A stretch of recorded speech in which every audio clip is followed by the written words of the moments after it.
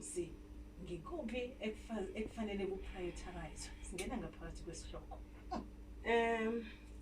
Mahlalehleka I think ukuthi le yebandla bese kuba umshado ifanele ukuthi baqaqele abantu ngoba si confuse izinto and sisiconfuse egameni likaNkulunkulu meaning imishado ebeku compromise because of the church uNkulunkulu edala mawufunda ku Genesis 2 verse 25 ku verse 25 lithi izwi lenkosi babehambaze bobabili uAdam nomkakhe that's after uNkulunkulu ebashadisile ensimini so kuqala ikhaya kuqala umshado bese kuzibandla ngoba ngaphandle komshado alikho ibandla umuntu osebandleni uphuma emndenini esiubiza ukuthi kunabantu abashadile immediately si prioritize ibandla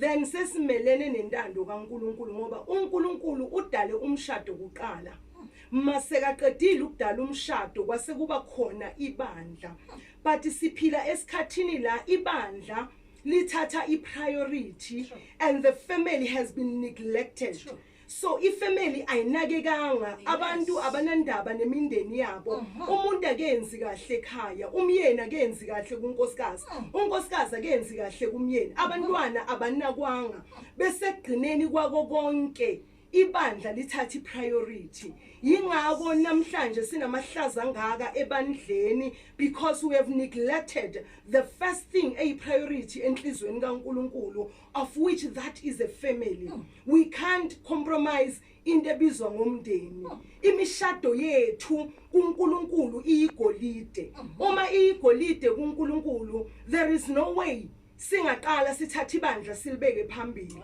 ibandla definitely lizofaila uma ngabe ikhaya lingaphathekanga kahle ngoba uma ngabe a broken person aphuma ekhaya aye ebandleni uya a broken yini into ekahle ezoyenzeka so we need to understand ukuthi umndeni ubaluleke ukwendlula konke ake sibheke ngalendlela kunomuntu udoctor uphuma emndenini kunomuntu osekhampanini uphuma emndenini kunomuntu nekhampani yakhe uphuma emndenini uma hlalehleke umsakazi uphuma emndenini siyebandleni siphuma emndenini lawo maphoyisa baphuma emndenini so umndeni comes as a priority uyi first priority we have neglected our children we have neglected imishado yethu yonke lento sayicompromise saqeda lapho sathi uNkulunkulu but this is a misinterpretation of the gospel because sisho kanjani ukuthi uNkulunkulu uma ngabe yena a prioritize qala ilo kanje sinini ifamily le ayidale qala you know kunezika ezenzekile because of the church kunama SMS that we used to read ama messages abantwana baze bakhulume ukuthi it could have been good ukuthi lo babe bakhuluma ngaye la namhlanje sekafile ngabe yilo thine sambona bona bayamazi ubabe ngalendlela kodwa thina abantwana bakhe asimazi and when we say marriages have been compromised imindeni yethu have been compromised there are so many divorces and the pain is ekutheni ukuthi nathi endlini kaNkulunkulu we are not left out imishado iphuka day in day out and aphuka imishado yabazalwane kuphela kuphuka neyethu izinceku ukukhomba ukuthi kumoshekile emakhaya we were complaining about the crimes in the schools the disaster in the schools but inkingi kuphi ayikho esikolweni inkingi sekhaya a home has been neglected a home has been deserted and sithethe ikhaya salithatha salenza ngathi alikabaluleki sathatha ibandla salenza libalulekile we have Christians today kulesikhathi esiphila kuzo abasabu ukuhamba bayenza izinto ezizoqaka nawe ebandleni but ekhaya kenzi kahle uma ufunda izwi lenkosi lithi indoda engakwazi ukunakelela umkayo imikhuleko yakhe iyathiwa siqalapha ukuthandaza siqale ekhaya umzalwane akaqala ukuthandaza enkonzweni no but life ye prayer ibuildwa ekhaya so ama principles that we were given by God we broke them for the sake of ibandla so today I want us ukuthi si understand ukuthi lento ayiqale ebandleni Uma ngabe sithatha ibandla silibeka phambili sithatha umndeni siubeke emuva ayikho into right ezoyenzeka phakathi ebandleni. 2019 mahlalehleka I saw ilokanje singing a message on my wall in my bedroom, and God was saying to me, if you don't understand or master my plan about your marriage, you will never understand or master my plan about the church. So if God is saying uma ungaqondi icebo lami ngomshado wakho angeke uliqonde icebo lami ngebandla, you first have to master icebo likaNkulunkulu ngomshado wakho. You first have to create a foundation comfortable for your children at home. Abantwana, let them find their mom. You know, singwele man, singwele. See, we are too holy. We lose our kids on the journey. Silahlekelwa abantwana bethu. Look at the killings ayenzekalayo. Look at the suicide. And abazalwane asisali ngaphandle. The people who call themselves Christian asisali ngaphandle. It's very painful. Uthola umntwana 13 years alenga phezulu kodwa akuna ncwadi, akuna message, akuna nix. It's a pain you live with for the rest of your life. Yini ndaba kukhomba the negligence eyenzekile emakhaya. We need to spend time with our kids. We need to spend time with our husband. Sometimes we have this saying abantu bakhuluma bathi amadoda amaningi yes ahlele tavern. But why don't we question ourselves ukuthi yini lento ebahlalise tavern? What is the life at home? Kwenzakalani ekhaya? You know, there are many things as messed up, and even the church cannot fix those things. Even the church cannot fix those things. So silindele ukuthi umphakathi esihlala kuwo ube njani when things are messed up at home. We need to fix our homes because that is a priority. And before, you know, sometimes when we go to the church, siyaphenduka senze konke. We normally ask for prayers, ukuthi can ningisize bazalwane ngikhulekele lokhu ngikhulekele lokhu ngikhulekele. But I think now it's time for all the people who are married to do a self-introspection.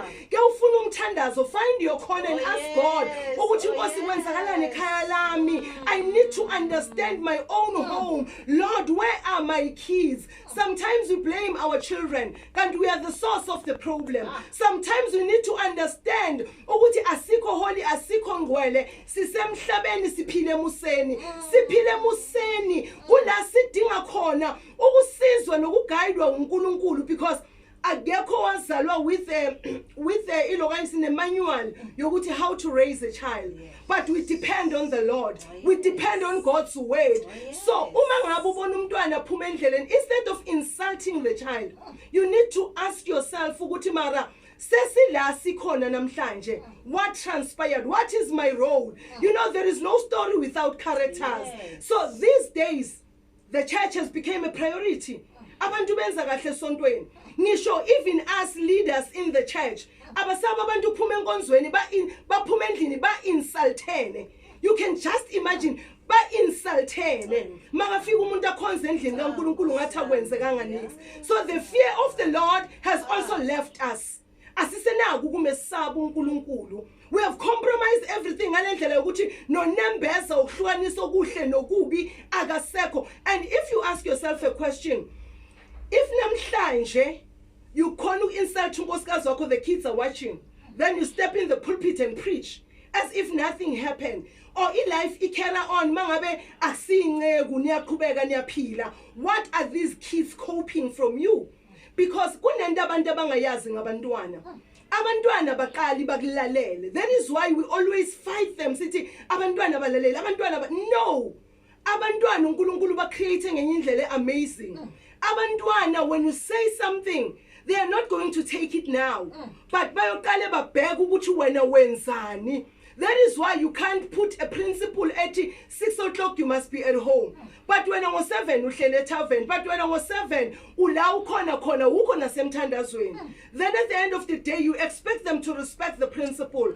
Baqale babheka ukuhamba kwakho. Maseba consistent, ba happy ngokuthi hayi man, lo muntu lento ayisho yayiphila, that's when they take your weight.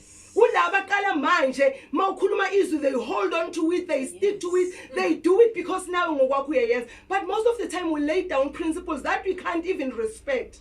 But we're expecting kids ukuthi ba respect the very same principles. Oh yes, Mambusi, mina ngikuzwa kuhle ngendlela oyihlathulula ngakhona. Laleli asikwamukele isithando sami nawe la khona ongenako uvulela wakho umhatsho mhlawumnye kukokuthoma ukhethe leli hlelo awukakaphundwa enakancazana sikhamba ngesihloko esimaphorodla kakhulu emlaleli omuhle umhatsho okhamba phambili sikhamba noma umfundisi ubusi hlatshwayo elangeni namhlanje sike isihloko esikhamba ngaso engithemba ukuthi uzwe okuningi seloko sithomile ukhuluma ngebandla enomtshado ukuthi yini kuhle ekufuze ukuthi ke iprioritize okungiyo ekufuze ukuthi ikhambe phambili uyihlathululile kokwakho kilo ihlelo mlaleli kanti ke nawe ngekhaya asikuvaleli ngaphandle ungathumela iSMS uthumele iphimbo umgadangiso namalayini avulekile ku 0711751528 manje kukhona ufuna ukukubuza kuye kukhona ufuna ukukuthwayela ngaso lesi sihloko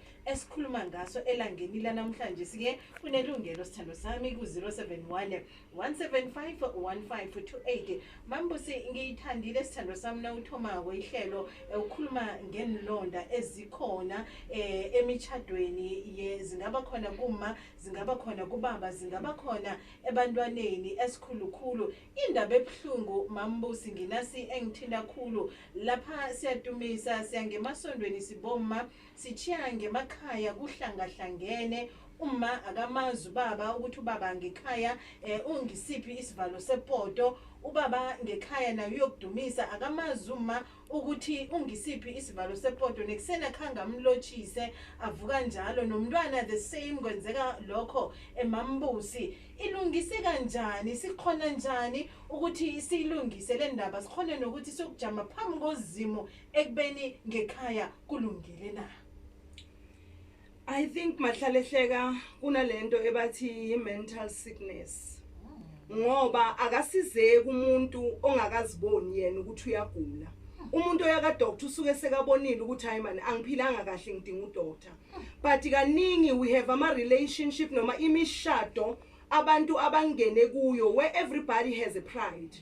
Akafuna umuntu ukubona iphutha lakhe kulula ukusiza umuntu oseka bonile ukuthi mina I've got a mistake mina la angenzanga kahle so kunzima kakhulu ukudila neissue yomuntu ongakaboni yena ukuthi une mistake ngoba uzoloko ajustifya uyabona emshadweni you cannot justify because lenda yikho ngawe ingathi mase kunabantwana kuwes so we need to think for the other people. Above all, we need to understand ukuthi umshado it's a godly. Uyinto kaNkulunkulu akusiyinto yethu. So into engasinge yakho awuyihandle ngendlela yakho. You always seek and ask in direction ukuthi baba, what is it that you want us to do? So siphile emishadweni namhlanje because umshado I think ukuthi misinterpreta ngalendlela ngayo umshado akusina amablom nalama expenses oswabona abantu bawenza umshado it's the lifestyle after the celebration so uthola ukuthi the lifestyle after the celebration is but more than millions have been spent celebration so they were showing into engekho nenga exist kubantu ba celebrate yona now we are in the true story wafanele manje baqale baphile lempilo and lempilo ithi we all need to compromise somewhere somebody has to go down ukuze sikwazi ukumithana halfway remember uma singene emshadweni I come from a different background you come from a different background so now we're trying to make one thing ezoba useful to both of us ezosebenzela nabantwana bethu that is why the Bible say women submit and men love so uthando nesubmission kuyahambisana but today it's an opposite a man has to submit and a woman wants to love and when things are like that angeke vele kuze kube kahle we can't go out of the principle kaNkulunkulu the principle will remain the principle whether we like it whether we don't izwi lohlala limile liyizwi Nangambala mlaleli izwi lokuhlala linjalo ntando zami liyizwi ngengikhathi zonke asikuvaleli ngaphandle inkulumo emnandi inkulumo esizwako elangeni namhlanje sike siyethulelwa nguye lapha ke uma ubusi hlatshwayo umfundisi kilo ihlangothi mlaleli thwayela nawe kiyo lenkulumo esikhamba ngayo elangeni namhlanje sike sikhuluma ngesondo nomtshado ukuthi ngikuphi ekufuze ukuthi kukhambe phambili kodwa ke ngimzwile iyeke ke uthwile wathi ke umshado ngiwe ekufuze ukuthi ukhambe phambili ngebanga lokuthi ke umshado wathoma esimini yeEden mfundisi. Yes. La kwathoma khona konke uzimo wadala konke. Wamdala ubaba, wamdala uma, kwaba khona umshado. Yes. Kwaba khona abantwana. Yes. Sibuya njani mambusi uyihlathululile sithandwa sami izwakele ngalesi sikhathi for singena ke sithatha umlaleli simizwe kilo ihlelo. Usemalahleni FM akwande sithandwa sami. Usemoyeni yethe? Hello. Unjani mama? Uphilile sithandwa?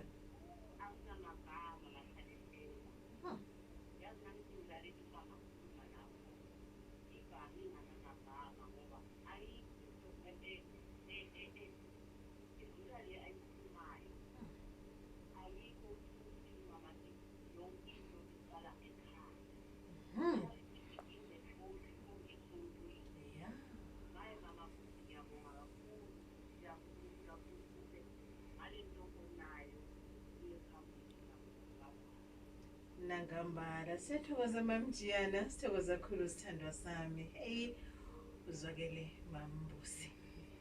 0711751528 mlaleli sikhamba nawe ngalesi sikhathi nawe singakuvalela engaphandle mlaleli umuhle womhatsha okhamba phambili.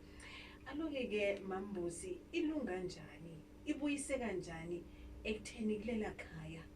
Namhlanje kuyadosiswana. Namhlanje ukuthula akusekho. Namhlanje nomunye mhlawumnye ngenzeka uyaziphakululela ngekhaya.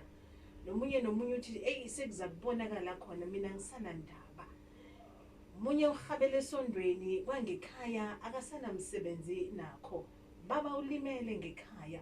Uma ulimele ngekhaya, abantwana balimele ngekhaya. Ibuya njani ihlale kuhle nokuthi uzimo nakaqala lomtshado athabe mambusi? Mahlalehleka ngiyacabanga ukuthi ama-sign walento ishoyo siwabonile. Besingeke sibe nabo sugar daddy ekhaya kumnandi. Besingeke sibe nabo sugar mama emakhaya kumnandi. But definitely it tells us how broken our homes are. And iqala ekutheni umuntu avume yena ukuthi mina I've got a problem and mina the pain enginalo ngidinga usizo. Uma ufuna usizo, then a doctor can meet you halfway. Ukuthi manje ke na okay njengokuthi udinga usizo kukuphi la wena ubona khona ngathi izinto zimoshakele bese uNkulunkulu uyangenelela ngoba so la kusese ku that point ye reservement kuba na this thing na uNkulunkulu akaziforce ezintweni zabantu. But uNkulunkulu always wants to be invited, and when God is invited izinto zingalungiseka. But again the church has to play a bigger role in teaching abantwana bethu ngalezinto ngoba currently also in the church siyakipita. Currently in the church senza ama-fat and set. So the wrong entry emshadweni kwayona inomthelela.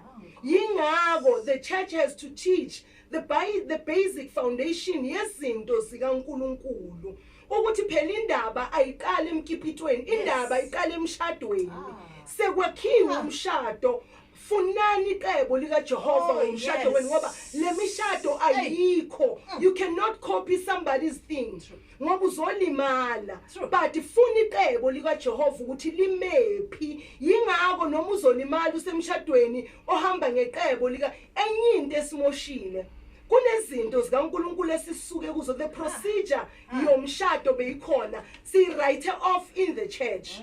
Because sibona ngathi izinto zikaNkulunkulu it's a long term. Sibona ngathi izinto zikaNkulunkulu ziyasidelaya angeke sikhona ukulinda. No, but why did we leave izinto zikaNkulunkulu the procedure? Namhlanje umfana ukhona ukumithisa amantombazana beyi3 ebandleni kungabi nankinga.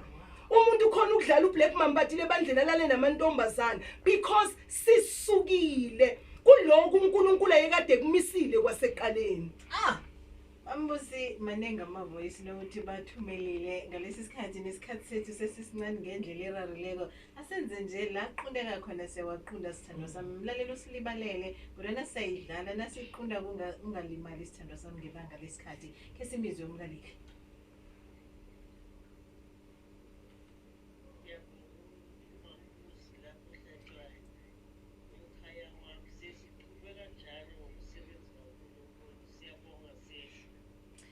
Amen. Siyathokoza sithandwa sami igalelo ngaphakathi kwalolu hlelo. Akwande ma.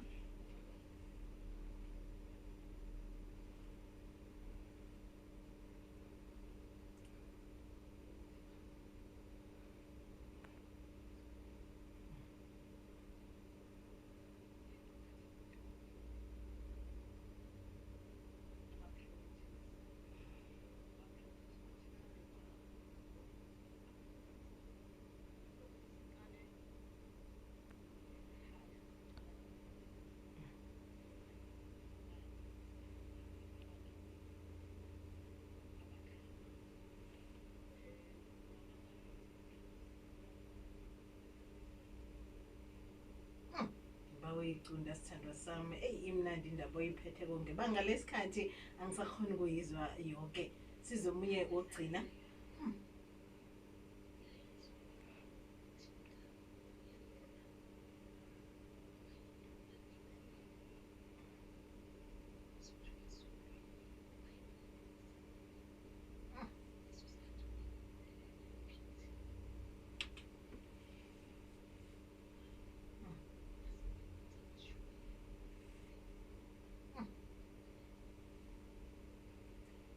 ukuyicunda. Mambusi ngizakuthumelela ama-voice note umlaleli isikhathi sesiyasibetha siziphume sichidele ihlelo lemini ngalesi sikhathi sisonke sithando sami ukubanikele nenombolo neveke zabo sisesekhona ngaphakathi kwehlelo.